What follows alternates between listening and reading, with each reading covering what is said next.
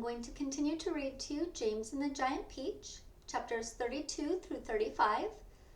The book was written in 1961 by Roald Dahl, and this version was published in 2007 by Penguin Books USA. I have permission from Access Copyright to read it aloud.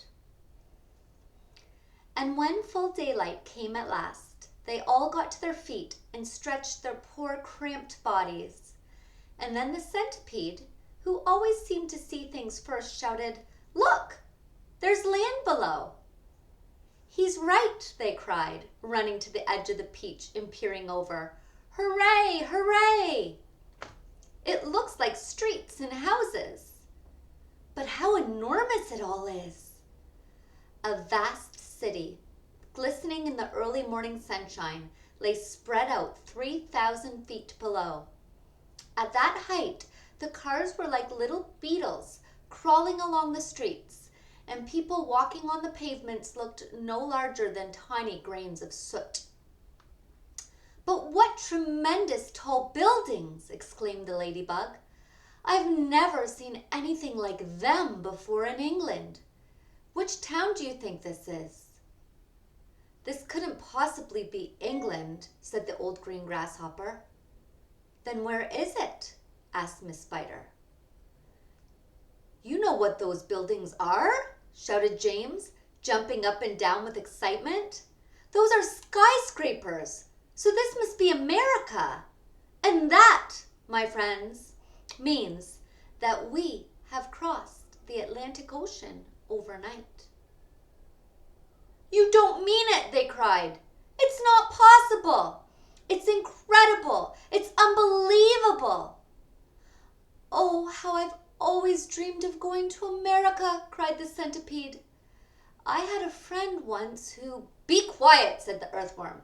"Who cares about your friend? The thing we've got to think about now is how on earth are we going to get down to Earth?" "Ask James," said the ladybug. "I don't think that should be so very difficult," James told them. "All we'll have to do is cut loose a few seagulls. Not too many, mind you, but just enough so that the others can quite keep us in the air. Then down we shall go, slowly and gently, until we reach the ground. Centipede will bite through the strings for us one at a time." Chapter 33. Far below them, in the city of New York, something like pandemonium was breaking out.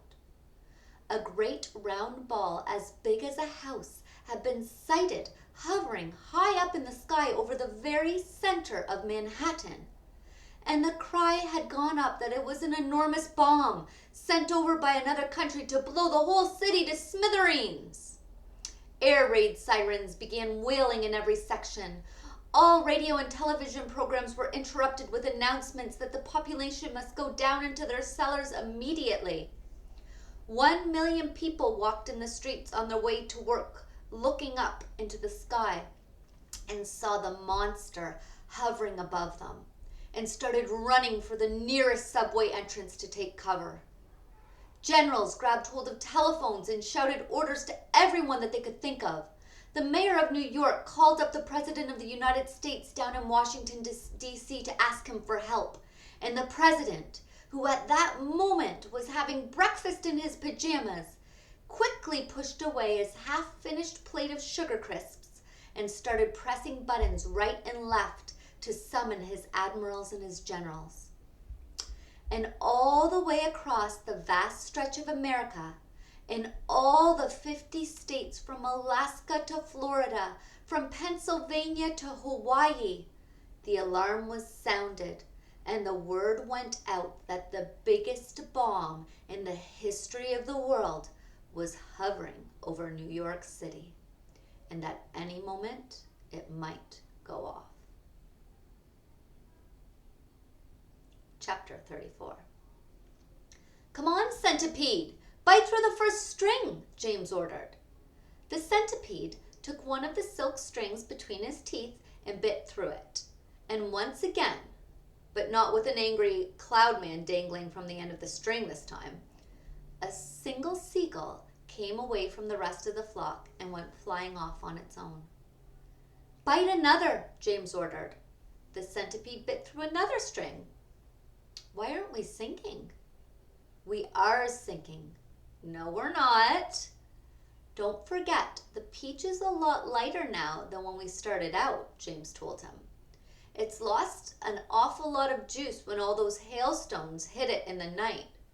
Cut away 2 more seagulls, Centipede." "Ah, that's better. Here we go. Now we're really sinking." "Yes, this is perfect. Don't bite any more, Centipede, or we'll sink too fast. Gently does it." Slowly, the great peach began losing height, and the buildings and streets down below began coming closer and closer. "Do you think we'll all get our pictures in the papers when we get down?" the ladybug asked.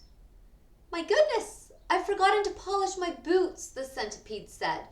"Everyone must help me polish my boots before we arrive."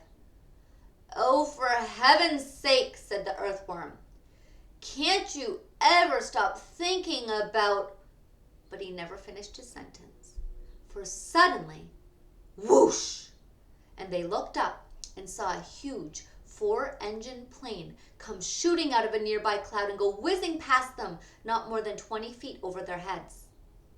This was actually the regular early morning passenger plane coming into New York from Chicago, and as it went by, it sliced right through every single one of the silken strings. And immediately the seagulls broke away, and the enormous peach, having nothing to hold it up in the air any longer, went tumbling down towards the earth like a lump of lead. "Help!" cried the centipede. "Save us!" cried Miss Spider. "We are lost!" cried the ladybug. "This is the end!" cried the old green grasshopper. "James!" cried the earthworm. "Do something, James! Quickly, do something!"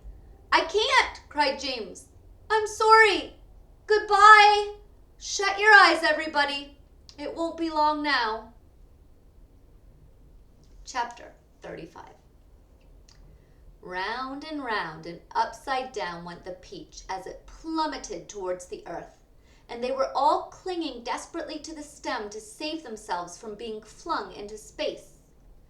Faster and faster it fell, down and down and down, racing closer and closer to the houses and streets below, where it would surely smash into 1,000,000 pieces when it hit. And all the way along 5th Avenue and Madison Avenue, and along all the other streets in the city, people who had not yet reached the underground shelters looked up and saw it coming. And they stopped running and stood there, staring in a sort of stupor at what they thought was the biggest bomb in all the world falling out of the sky onto their heads. A few women screamed. Others knelt down on the sidewalks and began praying aloud. Strong men turned to one another and said things like, "I guess this is it, Joe," and "Goodbye, everybody, goodbye." And for the next 30 seconds, the whole city held its breath, waiting for the end to come. I will continue reading chapter 36 on tomorrow. I want you to make a prediction. What do you think is going to happen next to the characters in the book? Please record your prediction on our recess board or send me a personal message. Have a wonderful day with your e-learning today, students.